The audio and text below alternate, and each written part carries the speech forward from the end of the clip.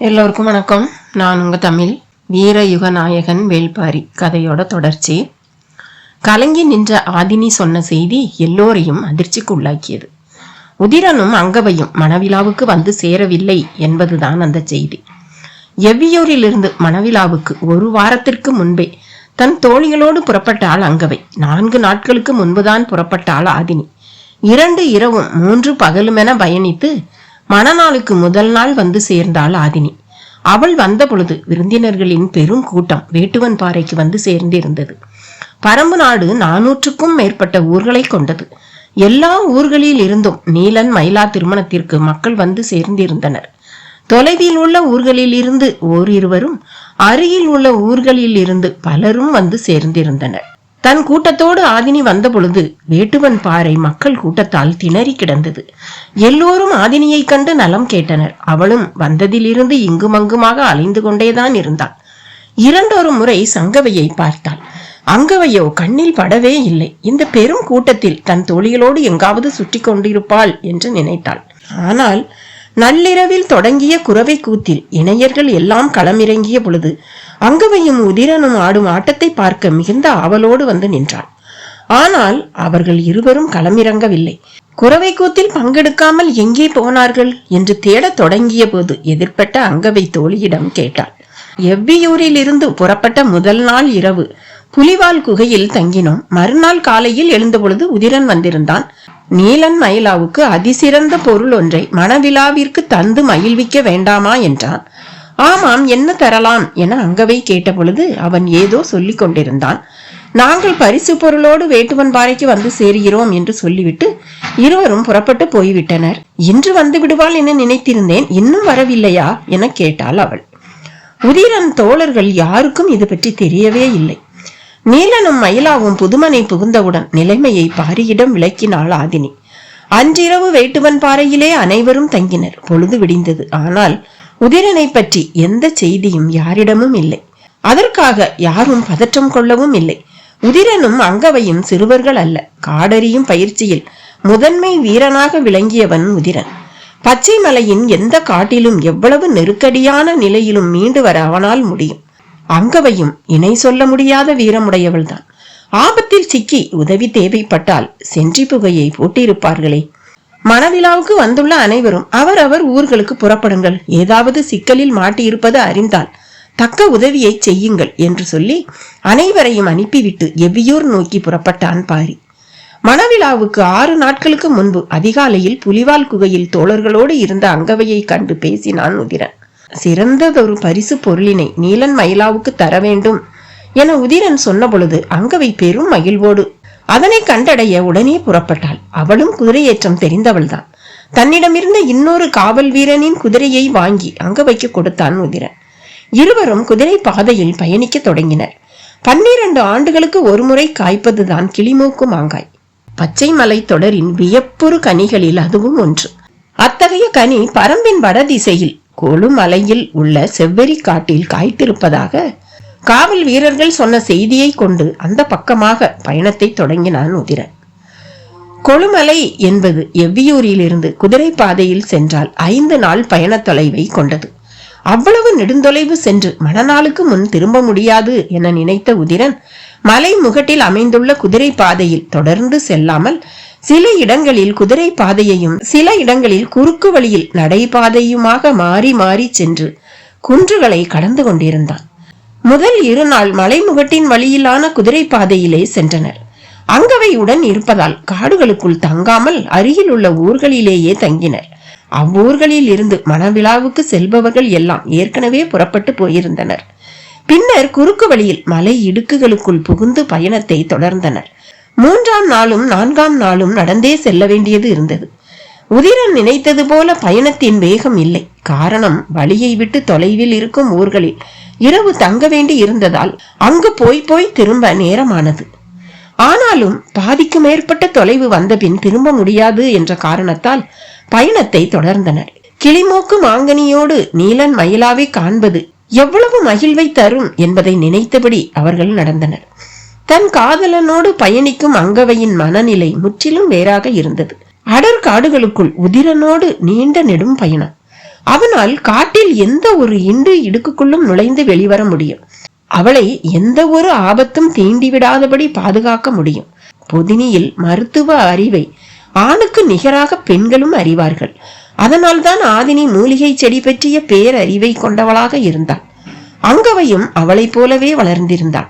இப்போது கபிலரின் மொழியறிவும் அவளுள் செழித்திருக்க அவள் சொல்லும் ஒவ்வொரு சொல்லும் புதிதாய் மலரும் பூவினை போல ஒளியும் மனமும் வீசியது. இருவரின் வியப்புக்குள்ளும் அடங்காமல் விரிவடைந்து கொண்டே இருந்தது காடு. 5ஆம் நாள் இரவு எயினூரில் தங்கினர். வந்திருப்பது அங்கவை என அறிந்து ஊரே விருந்து செய்து மகிழ்ந்தது. உதிரனுக்கு வேறொன்று நினைவுக்கு வந்தது. அதனையும் அங்கவையோடு பகிர்ந்து கொண்டான். காடெறியும் காலத்தில் இவ்வூரின் மேல் திசையில்தான் இராவிரி மரத்தை பார்த்தேன் என்றான்.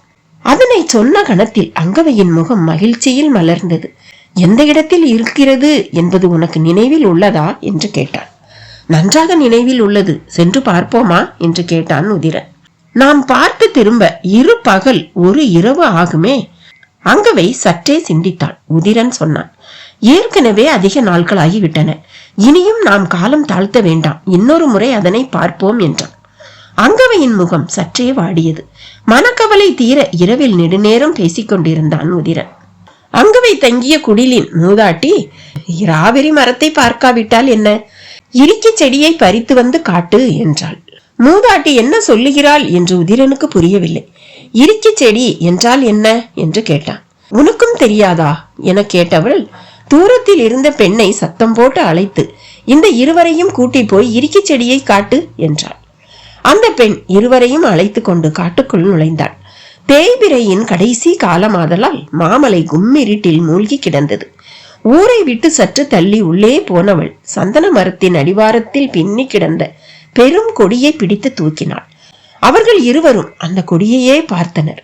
கொடியின் முனை பகுதியை மட்டும் ஒடித்தவள் அங்கவையையும் உதிரனையும் கை நீட்ட சொன்னாள். இருவரும் கையை நீட்டினர். ஒடித்த கொடியிலிருந்து கசியும் நீரினை இருவரின் உள்ளங்கையிலும் ஒவ்வொரு துளி வைத்தாள். இதனை ஏன் கையில் வைக்கிறாள் என இருவரும் உள்ளங்கையை உற்று பார்த்து கொண்டிருந்தனர். பார்த்து கொண்டிருக்கும் போதே அவர்களின் கண்கள் விரிய தொடங்கின.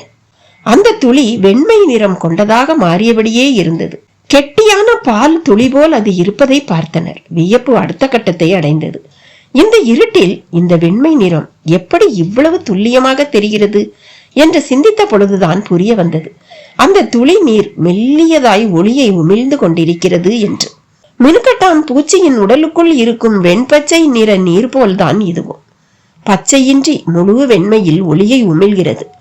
இருவரும் தங்களின் உள்ளங்கைக்குள் ஒரு அதிசயத்தை வைத்து பார்த்து கொண்டு நின்றனர். கை நடுக்கத்தில் காற்றில் அசையும் சுடர் போல கையொளி அசைந்து கொண்டிருந்தது.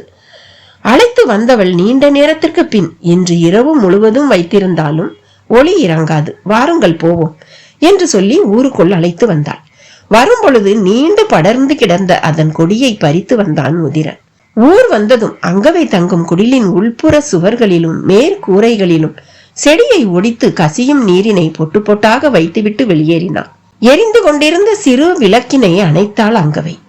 விளக்கொளி நீங்கியதும் குடில் முழுவதும் பெருகி நிறைந்தது இருள். சிறிது நேரத்தில் நீர்த்துளிகள் பால் நிறம் கொள்ளத் தொடங்கின. இங்கும் அங்குமாக இருளுக்குள் இருந்து வெண்ணிற முட்டுக்கள் அவிழத் தொடங்கின. அவிழும் பொழுதே ஒளி கசிந்து பரவியது.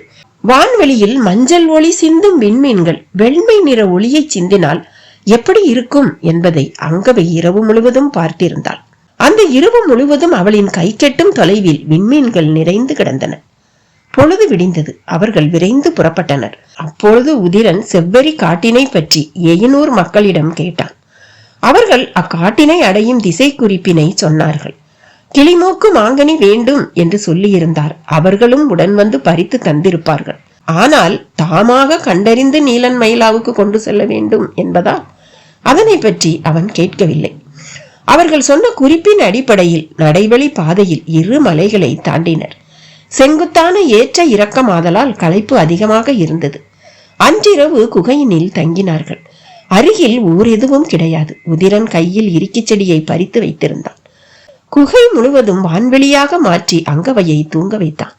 குகை வாயிலில் இரவு முழுவதும் விழித்திருந்தான். அதிகாலை அவள் எழுந்ததும் சிறிது நேரம் அவன் உறங்கினான். வெயில் ஏற தொடங்கிய பொழுது அவர்கள் வேக வேகமாக நடந்து கொண்டிருந்தனர்.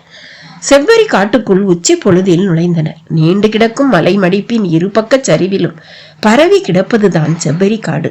காட்டின் நடுவில் ஊடறுத்து ஓடிக்கொண்டிருந்தது எழுவனாறு. அகலமான இந்த ஆற்றில் ஒரு துளி நீர் இல்லை.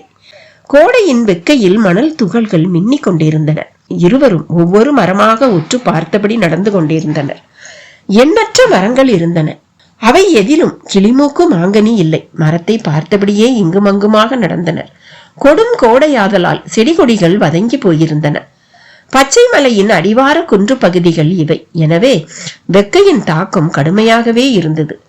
நன்கு படர்ந்து விரிந்திருந்த மாமரத்தின் அடிவாரத்தில் ஓய்வெடுக்கலாம் என அமர்ந்தனர். சற்றே அவன் தோல் சாய்ந்தாள் அங்கவை. சிறிது ஓய்வுக்கு பின் உதிரன் சொன்னான், நிழலிலே அமர்ந்தாலும் வெப்பத்தின் தாக்கம் குறையவில்லையே என்று. அங்கவை பதிலேதும் சொல்லவில்லை. ஏன் எதுவும் பேசாமல் இருக்கிறாய் என கேட்டான் உதிரன். தோளிலே சாய்ந்திருந்தவள் முகம் பார்த்து பேசுவதற்காக எதிரே வந்து உட்கார்ந்து சொன்னாள், இது மகிழ்வை மட்டுமே அறியும் பருவம். இதற்கு நிழலும் பொருட்டல்ல, வெயிலும் பொருட்டல்ல என்றாள். சொல்லியபடி புன்னகைத்த அவளை மகிழ்ந்து கவனித்துக் கொண்டிருந்த உதிரனின் முகம் சட்டென கடுமையானது. அசையாமல் இரு என்றான். என்னவென்று புரியாமல் திகைத்தபடி இருந்தாள் அங்கவை. அவளது கழுத்தின் பின்பகுதியில் அமர்ந்திருந்த பெரிய ஈ ஒன்றை நோக்கி வலக்கையை மெதுவாக கொண்டு போய் சட்டென அமுக்கி பிடித்தான். பிடித்த வேகத்தில் கைகளை மூடியவன் மெல்ல விரலிடுக்குகளின் வழியாக உள்ளிருப்பதை பார்க்க முயன்றான். இவ்வளவு கூர்மையாக எதனை பார்க்கிறான் என்று அவளும் உற்று நோக்கினாள். விரல் இடுக்குகளில் இருந்து அது தலையை முண்டி முன்னேற முயன்றது. அதன் தலையையும் வெளிவர முயலும் அதன் எத்தனிப்பையும் கவனித்தபடி உதிரன் சொன்னான், இது அடவி ஈ. 3-4 ஈக்கள் கடித்தால் சற்று நேரத்தில் மனிதன் மயக்கமடைந்து விடுவான். எண்ணற்ற ஈக்கள் மொய்த்துக்கொண்டு கடித்தால் மரணம் கூட ஏற்படலாம். கன நேரத்தில் அங்கவையின் முகம் இறுகி உறைந்தது. அதனை கவனித்தபடி உதிரன் சொன்னான், இந்த ஈ உன்னை கடிக்கவில்லை. அமர்ந்ததும் பிடித்து விட்டேன். அது மட்டுமல்ல, ஒரு ஈ கடித்தால் ஒன்றும் ஆகிவிடாது என்றான். தலையை மறுத்து ஆட்டியபடி அங்கவை சொன்னாள், உனது முதுகில் 3-4 ஈக்கள் இருப்பதை அப்போதே பார்த்தேன் என்றான். சற்றே அதிர்ந்தான் உதிரன். சொல்லிக்கொண்டே அவனது முதுகுப்புறமாக வந்து பார்த்தாள். 3 ஈக்கள் முதுகோடு ஒட்டி இருந்தன. மரத்தில் சாய்ந்திருந்ததால் மரப்பட்டை அழுத்துகிறது என நினைத்திருந்தான் உதிரன். அவள் தட்டி விட்டதும் அவை பறந்து வெளியேறின. அவ்விடத்தில் முள் தைத்ததை போல குருதி இருந்தது. ஒன்றுக்கும் மேற்பட்ட ஈக்கள் கடித்துள்ளன என்பதை அவளின் முகம் பார்த்து உணர்ந்த உதிரன் சொன்னான், நீ கலங்காதே. ஒருவேளை நான் மயக்கமுற்றாலும் சில பொழுதில் எழுந்து விடுவேன். பதற்றப்படாமல் இரு என்றான். அங்கவை சற்றே படபடப்போடு இருந்தாள். ஏனென்றால் இதனை சொல்லிக் கொண்டிருக்கும் பொழுதே உதிரனின் கண்கள் செருக தொடங்கிவிட்டன. அதனை கவனித்தவள் அவனது தலையினை தனது மடியினில் மெல்ல சாய்த்தாள். சிறிது நேரத்திலேயே உதிரன் முழுமுற்றாக மயங்கினான். கலக்கத்தில் உடல் உதறுவது போல இருந்தது. ஆனால் அடுத்த கணமே செய்ய வேண்டியது என்ன என்று சிந்தித்தாள். உடனடியாக சென்றி புகை போடுவோம். இப்பகுதியில் ஊரேதும் இல்லையே. மலையின் பின்புறம் 2 மடிப்புகள் தாண்டி எய்னூர் இருக்கிறது. இங்கு புகை போட்டால் அவ்வூரில் இருப்பவர்களால் பார்க்க முடியாது. இந்த மலைப்பகுதியில் யாராவது இருந்தால்தான் உண்டு என்று எண்ணியபடி இங்கும் அங்குமாக சென்றி கொடியை தேடினாள். உதிரனின் இடுப்பில் இருந்த குருவாளை எடுத்து அங்கிருந்த செடி கொடிகளை வெட்டி இழுத்தாள். வேகமாக அவற்றை உதிரனின் மீது போட்டு மீண்டும் ஈக்கள் மொய்க்காதபடி செய்தவள் சற்று விலகி போய் சென்றி கொடி தேடலாம் என்று முயன்றாள். அவளது தேடல் தொடர்ந்து கொண்டே இருந்தது. கீழ்ப்புறமாக எழுவனாற்றை நோக்கி இறங்கி தேடினாள். அகன்று விரிந்து கிடந்தது எழுவனாறு. அதன் மணல் வெக்கையை உமிழ்ந்து கொண்டிருந்தது. ஆற்றினுடைய குறும் பாறைகள் முளைத்து கிடந்தன. அவளின் கண்கள் எங்கும் ஓடி திரும்பின. உதிரனை பார்க்கும் தொலைவை கடந்து போய்விடக் கூடாது என்று நினைத்து கொண்டே திரும்பி திரும்பி பார்த்தபடி தேடிக்கொண்டிருந்தாள். எப்பொழுதும் கண்ணில் தட்டுப்படும் ஒன்று தேடும் பொழுது மட்டும் ஏன் கிடைப்பதே இல்லை என்று எண்ணிக்கொண்டிருக்கையில் அவளது கண்களுக்கு முன்னால் அது பரவி கிடந்தது. பார்த்ததும் பெருமூச்சு விட்டாள். கையில் இருந்த குருவால் கொண்டு கொடியின் அடிப்புறத்தை அறுக்க எண்ணி தரையோடு அமர்ந்தாள். ஏதோ மாறுபட்ட ஓசை ஒலிப்பது போல இருந்தது. என்ன ஓசை இது என்று எண்ணியபடி சுற்றும் முற்றும் பார்த்தாள். ஒன்றும் பிடிபடவில்லை. ஆனால் சிறிது சிறிதாக ஓசையின் அளவு கூடிக்கொண்டே இருப்பது போல உணர்ந்தாள். கையில் இருந்த குருவாளோடு கொடியினை அறுக்காமல் அப்படியே எழுந்தாள். கண்கள் திசையெங்கும் தேடி துளாவின. பெருகும் ஓசை என்னவென்று புரியவில்லை. காட்டின் கீழ்ப்புறம் இருந்து பறவைகள் கலைந்து பறந்தன. அந்த திசையில் இருந்துதான் ஓசை வருகிறது என அறிய முடிந்தது. என்னவென்று தெரியவில்லை. மலையின் உச்சியில் ஏறி நின்று பார்ப்போமா என்று எண்ணிய பொழுது மிக தொலைவில் எழுவனாற்று மணல் வெளியில் உருவங்கள் தென்படத் தொடங்கின. வேக வேகமாக அருகில் இருந்த மரத்தின் மீதேறி கொப்புகளுக்குள் தலை நுழைத்து பார்த்தாள். முதல் கணம் அவளால் காட்சியை உள்வாங்க முடியவில்லை. அகல விரிந்த கண்களில் தென்படும் எதுவும் அறிவிற்கு புலப்பட மறுத்தது. எண்ணிலடங்காத யானைகள் எழுவனாற்று மணல்வெளியில் நடந்து முன்னேறி கொண்டிருந்தன. உயர்த்தப்பட்ட ஆயுதங்களோடு அவற்றின் மீது வீரர்கள் அமர்ந்திருந்தனர். ஆற்றின் இரு கரையையும் அடைத்துக் கொண்டு அந்த படை வந்து கொண்டிருந்தது. காணும் காட்சியை அவளால் நம்ப முடியவில்லை. சிந்தனையை கூர்மையாக்கி மீண்டும் கண் திறந்து பார்த்தாள். வந்து கொண்டிருப்பது பெரும் படை என்பதை சிந்தனைக்குள் ஆழ பதித்தாள். கண்கள் காட்சியை அலசி கொண்டிருக்க எண்ணம் செய்ய வேண்டியதை பற்றி சிந்தித்தது. கண் பார்வையின் கடைசி விளிம்பில்தான் அப்படை நகர்ந்து வந்து கொண்டிருந்தது. ஆனால் மூலப்படைக்கு முன்னால் தூசிப்படை வருமென அவளுக்கு தெரியும். அப்படி என்றால் ஆற்றின் இரு கரைகளிலும் எதிரிகள் முன்னேறி வந்து கொண்டிருப்பர். எண்ணிய கணத்தில் மரம் விட்டு சட்டென குதித்து இறங்கி உதிரனை நோக்கி ஓடினாள். கண நேரத்துக்குள் வாழ்வின் காட்சிகள் மாறிக்கொண்டிருந்தன. மேலே கிடந்த செடி கொடிகளை விலக்கி அவனது கன்னத்தில் அரைந்தும் மார்பில் குத்தியும் எழுப்ப முயன்றான். உதிரன் உணர்வற்று கிடந்தான். அங்கவை ஏதேதோ செய்து பார்த்தாள். கண்கள் கலங்கின. தலைமுடியை பிடித்து உலுக்கி பார்த்தாள். எந்த பயனும் இல்லை. ஆவேசமும் குழப்பமும் கதறலுமாக மனம் கொந்தளிப்பில் அலைமோதியது. சட்டென அதே மரத்தின் மேலேறி பொருத்தமான கிளையின் முனையில் போய் நின்று இலைகளை விலக்கி பார்த்தாள். மணல் தூசி அடுக்கடுக்காக மேலேறி கொண்டிருந்தது. மிக தள்ளி அவர்கள் வந்து கொண்டிருந்தனர். ஆனால் ஆற்றின் எதிர்ப்புற சரிவில் இருந்து புலிச்சின்னம் பொறிக்கப்பட்ட பதாகையை ஒருவன் அசைத்து காண்பிப்பது அவளுக்கு தெரிந்தது. வந்து கொண்டிருப்பது சோழனின் படை. அப்படி என்றால் அதே அளவு தொலைவில் இருபக்கமும் தூசிப்படை முன்னேறி இருக்கும் என்பதும் புரிந்தது. வெறிகொண்ட ஆவேசத்தோடு மரம் விட்டு இறங்கியவள் இங்கும் அங்குமாக தேடி நீண்டு கிடந்த இண்டங்கொடியை இரு பனை உயரத்துக்கு விட்டு எடுத்தாள். ஒரு முனையில் உதிரனின் கால், இடுப்பு, மார்பு என அனைத்து பகுதியையும் மேல் நோக்கி தூக்குவதற்கு ஏற்ப இறுக கட்டினான். அவன் எந்தவித அசைவும் அற்று கிடந்தான். இண்டங்கொடியின் மறுமுனையை மரத்தின் கிளைகளுக்குள்ளே எரிந்தாள். தாழ்ந்திருந்த கிளையில் விழுந்து மறுபக்கமாக சரிந்தது கொடி. அதுவரை மேலே தூக்கி பின்னர் மறுகிளை நோக்கி மேல் உயர்த்துவதெல்லாம் முடியாத செயல் என சிந்தித்தவள் கொடியை கையில் எடுத்துக்கொண்டு சரசரவென மரத்தின் மேல் கிளையை நோக்கி ஏறினாள். பொருத்தமான இடமென தென்பட்ட கவட்டை வடிவ கிளையில் கொடியை போட்டு மறுபக்கமாக கீழே எறிந்தாள். மரம் விட்டு இறங்கியவள் இழுத்து மேலே தூக்க வசதியாக உதிரனை மரத்தினையொட்டி சாய்வாக உட்கார வைத்து பின்புறமாக தொங்கிக் கொண்டிருக்கும் கொடியை இழுக்க ஆயத்தமானாள். இரு கைகளுக்குள்ளும் அடங்காத அளவு அகலம் கொண்டிருந்த இண்டங்கொடியை பிடித்து வாகாக நிற்க முயன்றாள். நகரும் படையின் ஓசை பெருக்கெடுத்து முன்னகர்ந்து வந்தது. கையில் இருந்த கொடியை விட்டுவிட்டு ஓடிப்போய் எவ்விடம் வந்துள்ளனர் என்பதை பார்க்க எண்ணியவள் மறுகணம் இப்பொழுது கையில் இருக்கும் கொடியை விடுவது உதிரனின் உயிரை விட்டு அகல்வதற்கு நிகர். தூசி படையின் கண்களுக்கு மனிதர்கள் தெரிந்தால் வெட்டி எறிந்து விட்டு போவார்கள் என சிந்தித்தபடி கொடியை இறுக கட்டி வலுக்கொண்டு இழுத்தாள். உதிரன் மெல்ல அசைந்து கொடுத்தான். ஆனால் அவ்வளவு வலுமிக்க வீரனின் உடலை இழுத்து மேலேற்றுவதெல்லாம் எளிய செயல் அல்லவே. ஆவேசம் கொண்டு முயன்றாள் அங்கவை. அமர்ந்த நிலையில் இருக்கும் உதிரனை நின்ற நிலைக்கு கூட கொண்டு வர முடியவில்லை. இது தனி மனிதராக செய்யும் முயற்சி அல்ல என்பது தெளிவாக விளங்கியது. ஆனால் இந்த முயற்சியை விட்டால் உதிரனை காப்பாற்ற வேறு வழி இல்லையே. எண்ணங்களை ஒருங்கிணைத்து முழுமூச்சோடு முயன்றாள். வீரமும் வலிமையும் சிந்தனையில்தானே உள்ளது. அதனால்தான் சின்னஞ்சிறியவர்களை வைத்துக்கொண்டு திரையர்களின் கூட்டத்தை நடுமலை வரை எதிர்கொண்டான் தேக்கன். அத்தனை முறை தாக்குதலுக்கு ஆளான பின்பும் தளராமல் இறுதி வரை ஓடினர் கீதானியும் அளவனும். எண்ணத்தின் உறுதி எதனையும் செய்யும் ஆற்றலை தரும் என்பதை உணர்ந்தபடி ஆவேசத்தோடு இண்டங்கொடியை இழுத்து பின்னால் நகர்த்தினான். உதிரன் சற்றே மேலுயர்ந்தான். உதிரனை தூக்கிவிட முடியும் என்று கண்ணில் தெரிந்த நம்பிக்கை கைகளின் வலுவை மேலும் கூட்டியது. உன்னி இழுத்து பின் நகர்ந்தான். உதிரன் உயர்ந்து கொண்டிருந்தான். 3, 4 என்று கைகளில் கொடியை சுற்றியபடி இழுத்தான். தாழ்ந்திருந்த கொப்பின் உயரத்தை அவன் தலை தொட்டது. கொடியை அருகில் இருந்த மரத்தில் இழுத்து கட்டிவிட்டு வேகமாக வந்து மேலே ஏறினாள். இந்த உயரத்தில் இருந்தால் மரத்துக்கு கீழே யார் வந்தாலும் எளிதில் பார்த்துவிட முடியும். எனவே மேலே உள்ள கிளைக்கு கொண்டு போனால்தான் அவனை மறைக்க முடியும் என தோன்றியதும் மீண்டும் கீழிறங்கி வந்து இழுக்க முயன்றாள். கைகளில் வலு போதவில்லை. என்ன செய்வதென்று புலப்படவும் இல்லை.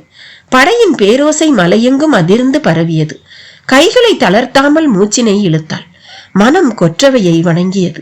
போர் தெய்வத்தின் ஆவேசத்தை கேட்டு மன்றாடினாள். மூடிய கண்களுக்குள் செம்பாதேவியின் நினைவு வந்தது. பற்களை நரநரவென கடித்தபடி புலிக்கொடியை கிழித்து எரியும் ஆவேசம் கொண்டாள். செம்பாதேவியே என மனம் கதற அடக்க முடியாத ஆற்றலோடு இண்டங்கொடியை இழுத்து தள்ளினாள்.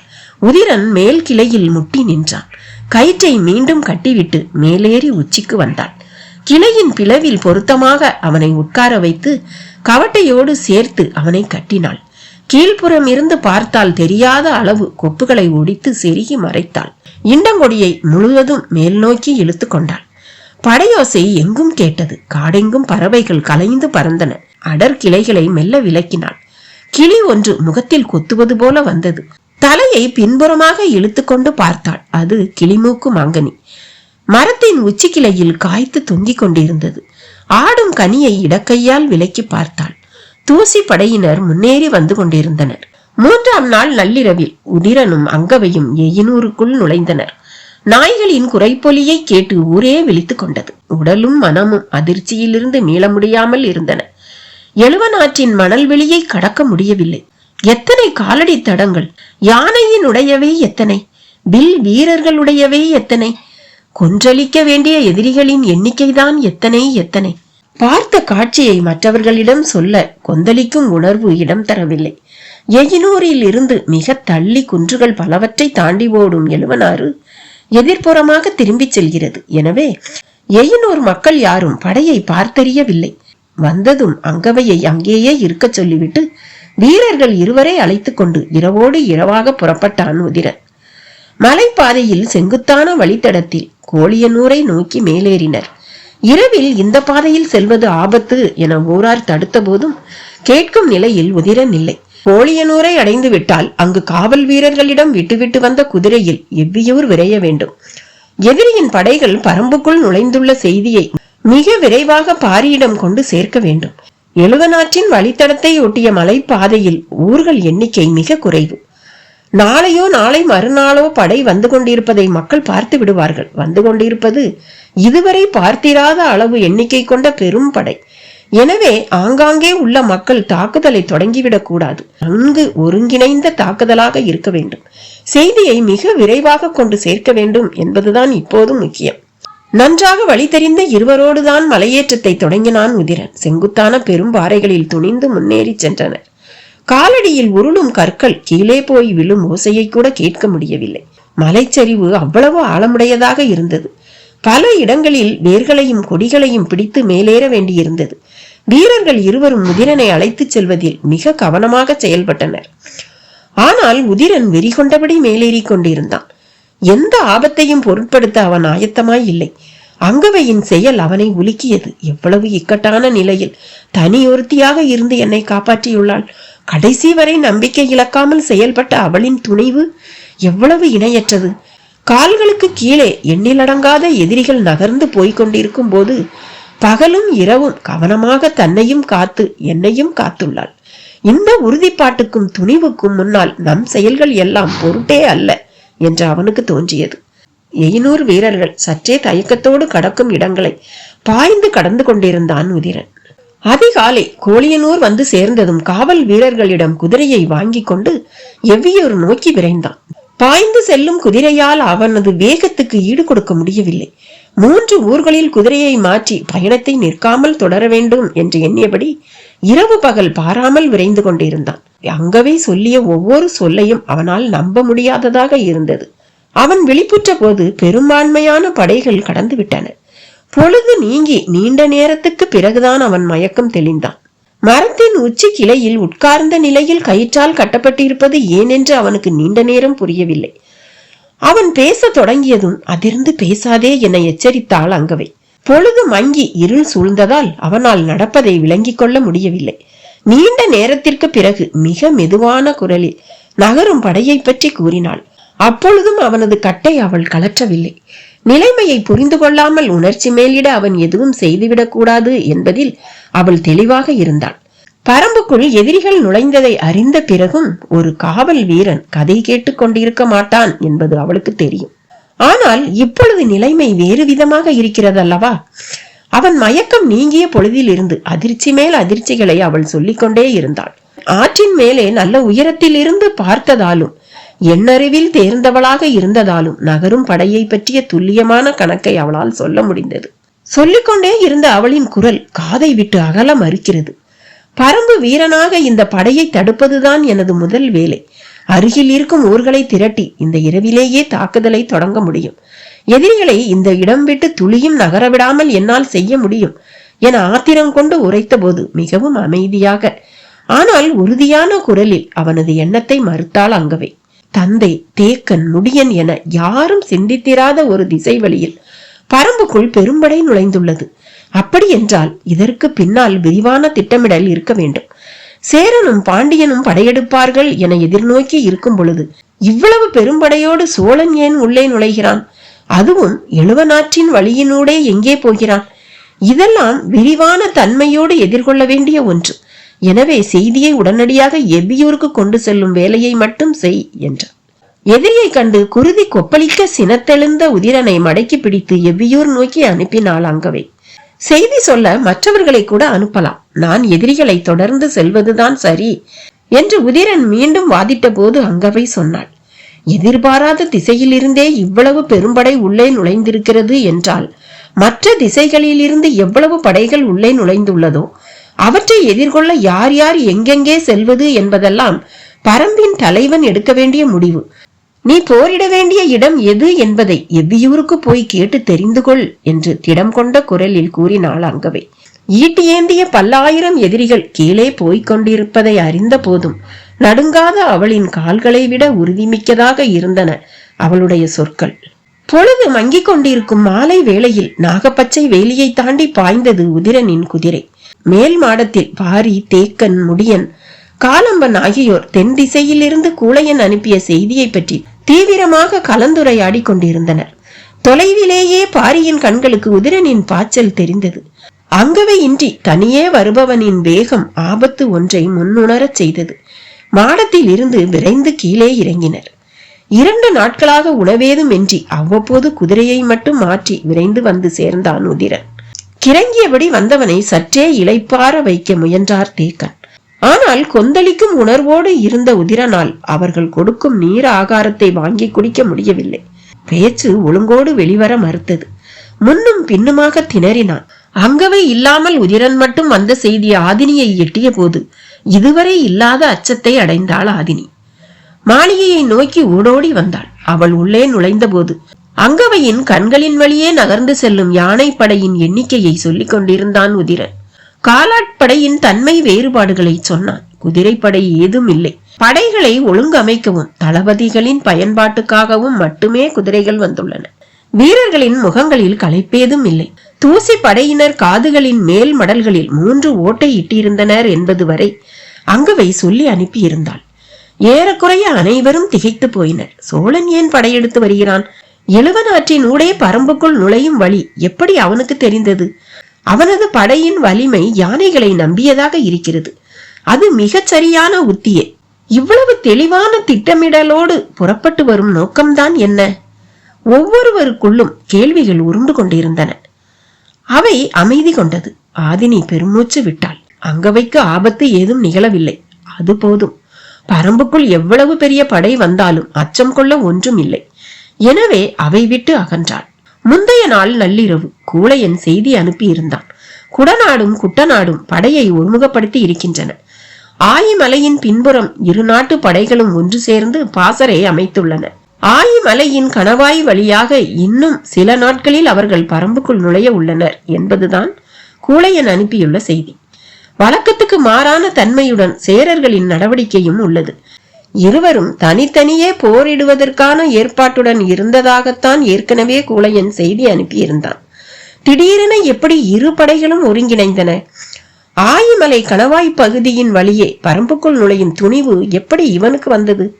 கிழக்கு புறத்தில் பாண்டியன் படை அணிவகுத்து நின்றிருப்பதற்கும் சேரனின் நடவடிக்கைக்கும் இருக்கும் உறவுகள் என்ன என்பதை பற்றித்தான் அவையில் ஆய்ந்து கொண்டிருந்தனர்.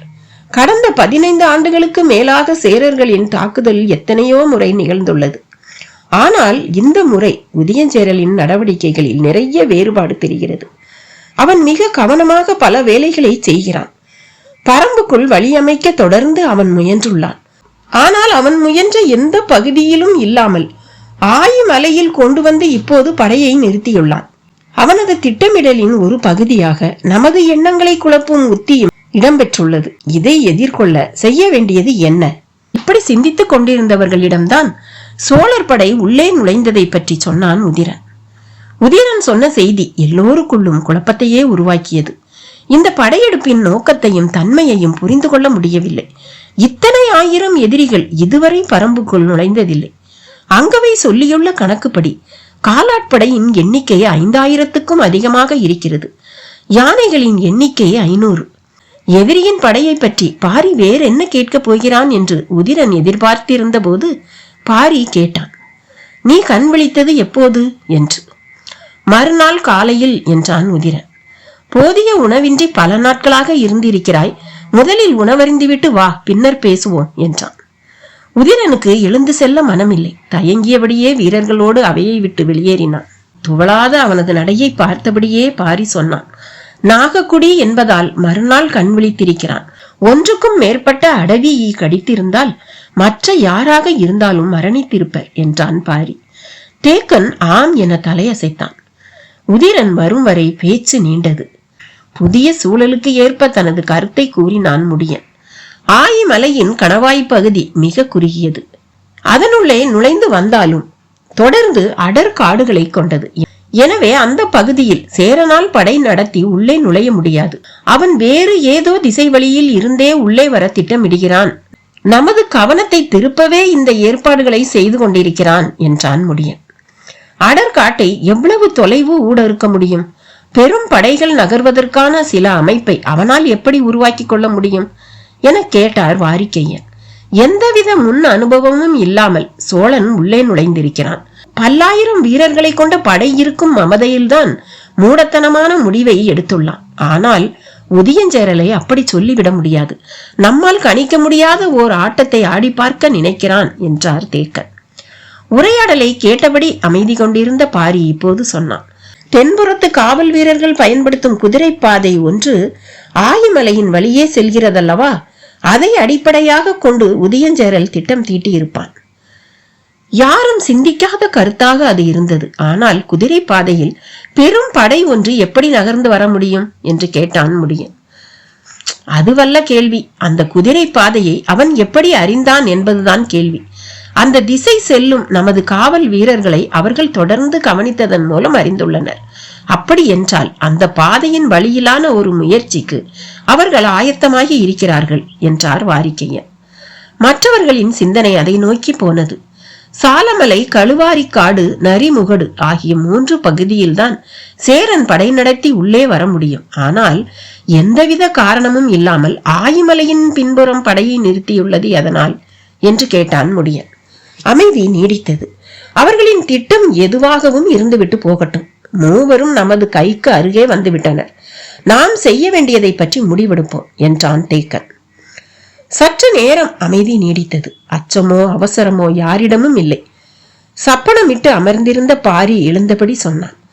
நீராட்டுக்காக கொற்றவையின் கூத்துக்களத்தில் கூடுவோம் என்றான். கொற்றவையின் கூத்துக்களத்தை காவல் வீரர்கள் வேக வேகமாக தூய்மைப்படுத்தி பந்தங்களை ஏற்றி வைத்தனர். உதிரன் தான் முதலில் வந்தான். நீராட்டு சடங்கு எவ்வளவு உக்கிரமேறியது என்பதை அனைவரும் அறிவர். தேக்கன், வாரிக்கையன், முடியன் என மூவரும் அடுத்ததாக வந்து சேர்ந்தனர். சற்று நேரத்தில் பாரியும் காலம்பனும் வந்தனர்.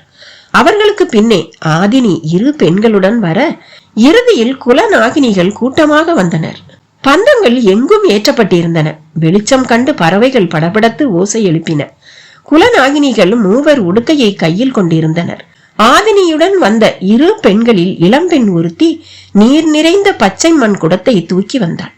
நீர் குடத்துக்குள் முன்னோர்களின் எலும்புகள் இருந்தன. இன்னொருத்தி சூல் வயிற்றுக்காரி. அவளோ பனங்கருக்கை கலையத்துக்குள் செருகி தலையில் ஏந்தி வந்தாள். போர் என்பது கொற்றவையின் திருவிழா. ஆதிகாலம் தொட்டு அவள் மனம் குளிரும் நிலம் போர்க்களம்தான். சிதைவுண்ட உடல்களும் சரிந்து தொங்கும் குடல்களும் தாடை வெட்டுப்பட்டு பிளந்து கிடக்கும் முகங்களும் தான் அவளுக்கான படையல். குலுங்கும் முலைகளில் குருதி பெருக்கி தன் மக்களை அவள் பாலூட்டி வளர்ப்பதே போர்க்களத்தில் இக்கைமாற்றை அவர்கள் செய்வார்கள் என்பதால் தான். செம்பாறையில் தலைகள் உருண்டு தெரிக்கும் ஓசையினையே உடுக்கையின் ஓசையாக்கி கொண்டவள்.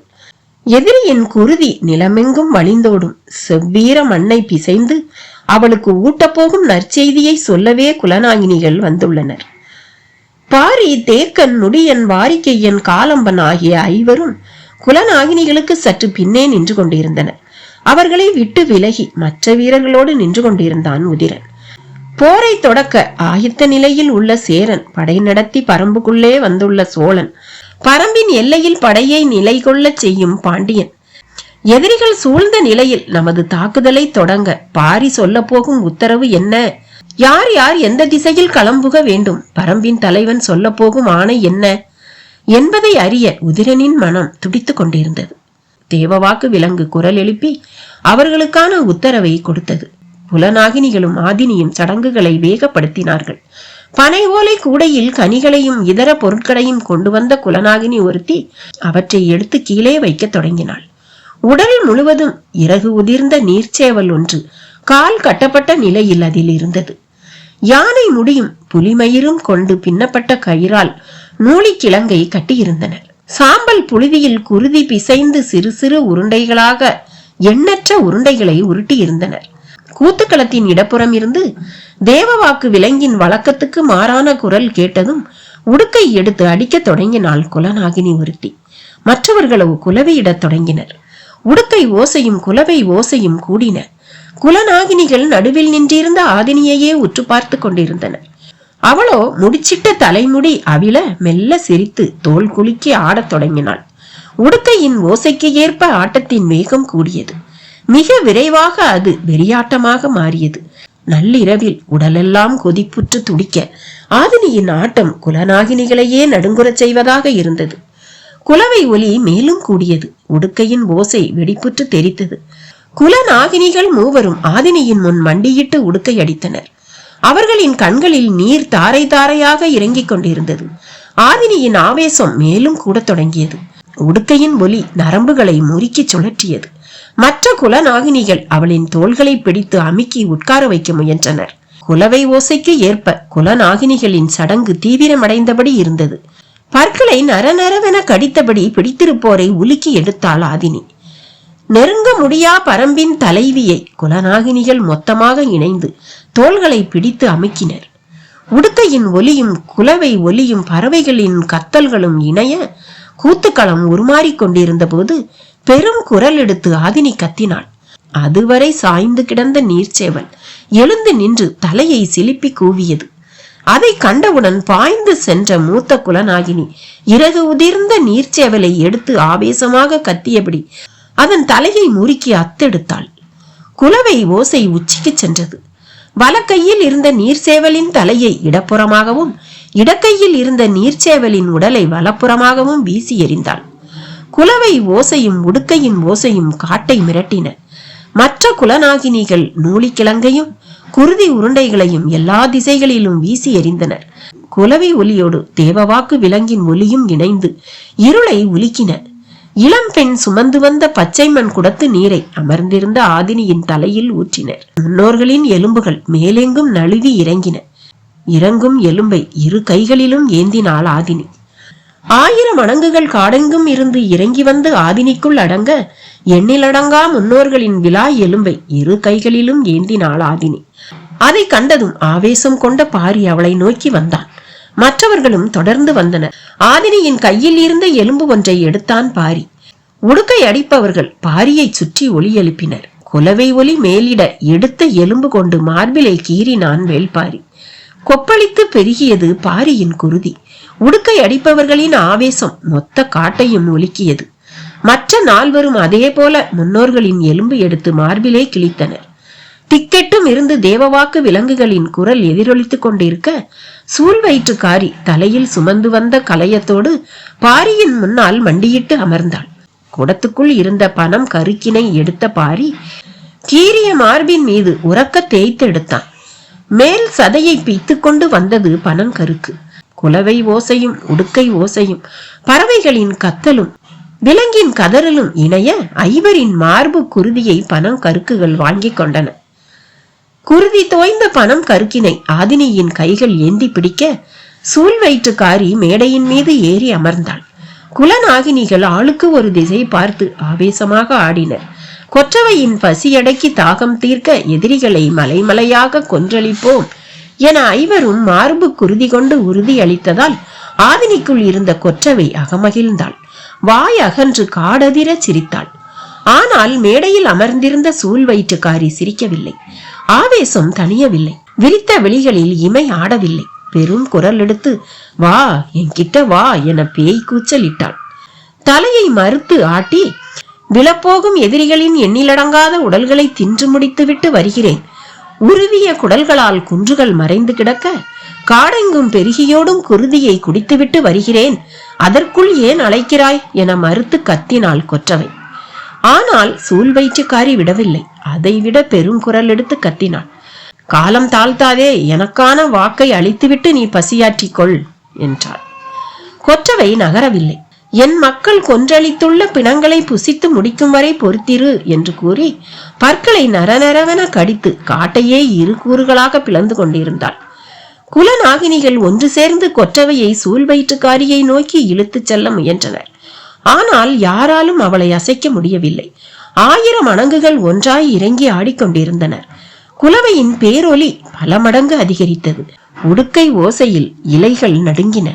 குலநாகினிகள் எல்லோரும் சேர்ந்து பெரும் ஆவேசத்தோடு உட்கார்ந்திருந்தவளை தூக்கி மேடையின் மீதிருந்த சூழ் வயிற்றுக்காரியை நோக்கி நகர்த்தி சென்றனர். சூழ் வயிற்றுக்காரியின் கண்ணில் நீர் வழிந்து கொண்டிருந்தது. ஆனால் கொற்றவை தன்னை நோக்கி வர தொடங்கியதும் அவளின் முகத்தில் சிரிப்பு படர தொடங்கியது. குலநாகினிகள் வலுக்கொண்ட மட்டும் நகர்த்தினர். அமர்ந்திருந்தவள் ஆதினி அல்ல, கொற்றவை. அவ்வளவு எளிதில் நகர்த்திவிட முடியாது. மேலும் மேலும் ஓசை எழுப்பி உடுக்கையடித்து பெரும் குரலில் கதறியபடி கொற்றவையை முன்னே நகர்த்தினர்.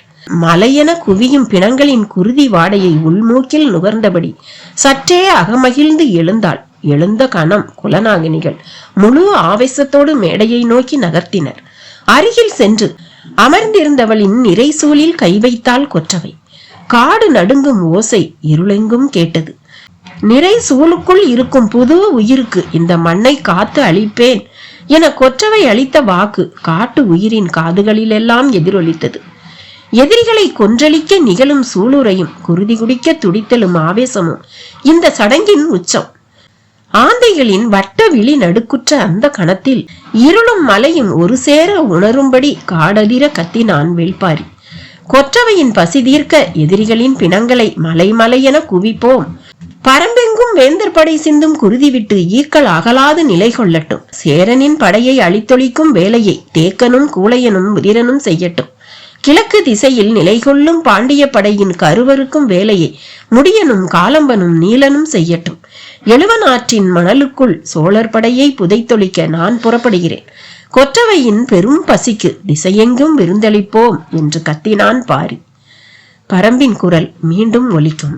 இந்த கதையோட தொடர்ச்சி அடுத்த பகுதியில. பாய்.